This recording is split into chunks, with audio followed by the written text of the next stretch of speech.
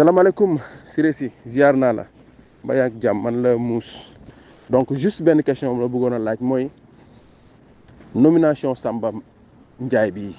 nga xamante ni vraiment yëngal na patriote yi depuis démb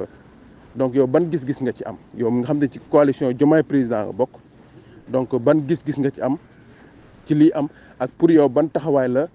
président war a taxawee ak Samba Ndiaye moom ci boppam ban taxawaay la war a taxawee pour mettre à l'aise le président de la République donc Siré Sy maa ngi lay déglu. waaw salaamaaleykum Serigne Moussa Bane na nga def ça va bien alhamdulilah juma mubarak par avance déjà waaw ci question bi nga ma laaj en fait le président de la République tout comme le premier ministre ont été induits en erreur d'après les informations qui me sont remontées le président de la République pour marquer son soutien à la coalition Diomaye daf leen a def clin d'œil pour wax leen ni même su fekkee ànduñu ci élection législative yi yoo xam ni benn étape la rek ci processus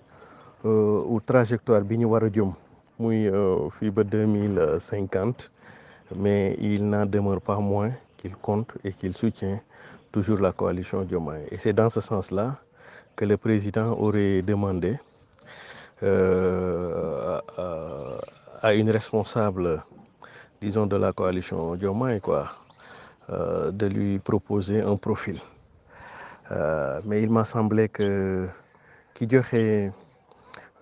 profil bi waxtaanu ci en tout cas man bokk yëguma fenn fu ñu defee appel à candidature dans le cadre de la coalition Diomaye parce que man ci laa bokk et j'aurais bien candidaté aussi mais yëguma fenn donc dafa mel ni daal ci information yi tel qu'elle me remonte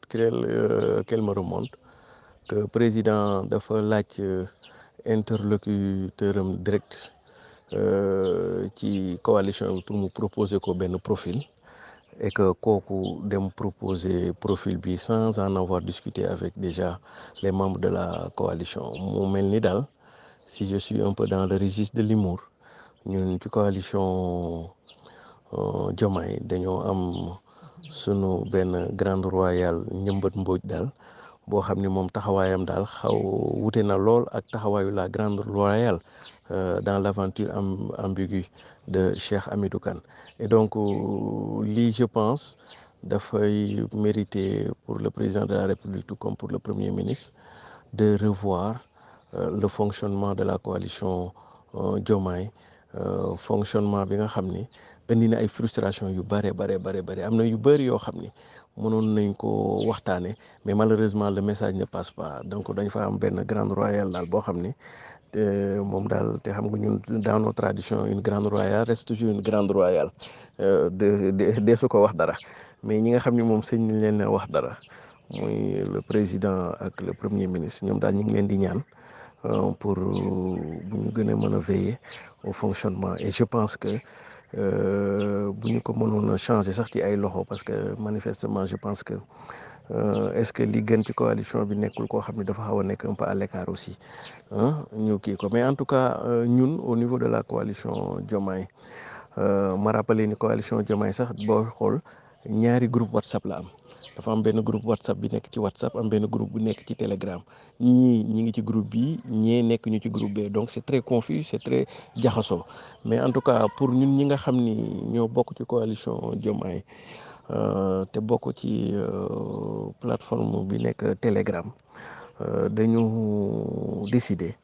bu ñu génnee ci élection yi jàmm ak salaam ba am ci majorité bi ñu bëgg de mettre en place sans préjudice aucune à la coalition Diomaye une nouvelle entité buy accompagner et soutenir notre régime te affaire boobu ñu ngi ko tuddee plateforme boobu ñu ngi koy tuddee Horizon 2050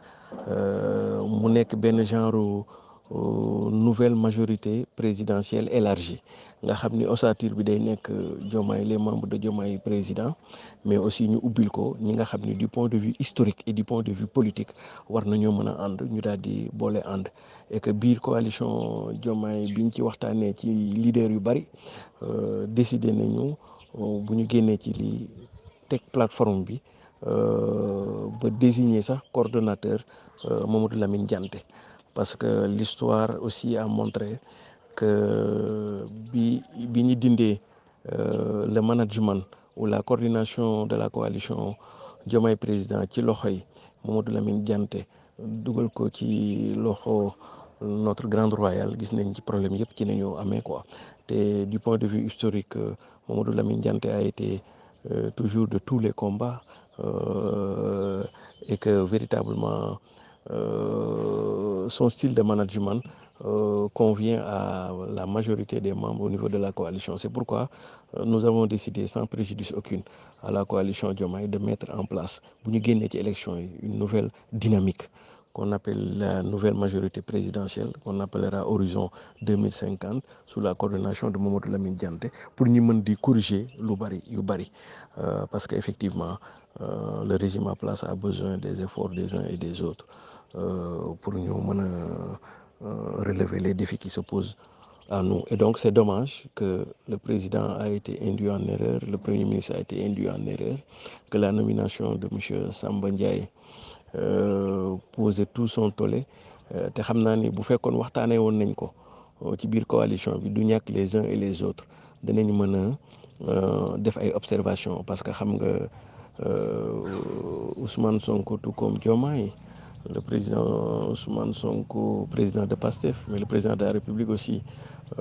Diomaye, ñoom amuñu jot pour di xam li nekk ci internet bi ak kan moo wax lii ak kan moo wax lee. Ségam ba ñu nekkee ci opposition nañu amul woon jot boobu, à plus forte raison bi ñu nekkee au pouvoir où les missions sont ce qu'elles sont, et donc ñoom luy xew lu bari dañ leen koy rapporter. Et donc je pense que c'est à nous maintenant les collaborateurs ñun ñoo war a def tout ba duñ leen dugal ci guuta quoi, parce que suñu jëf li ñu jëf ñun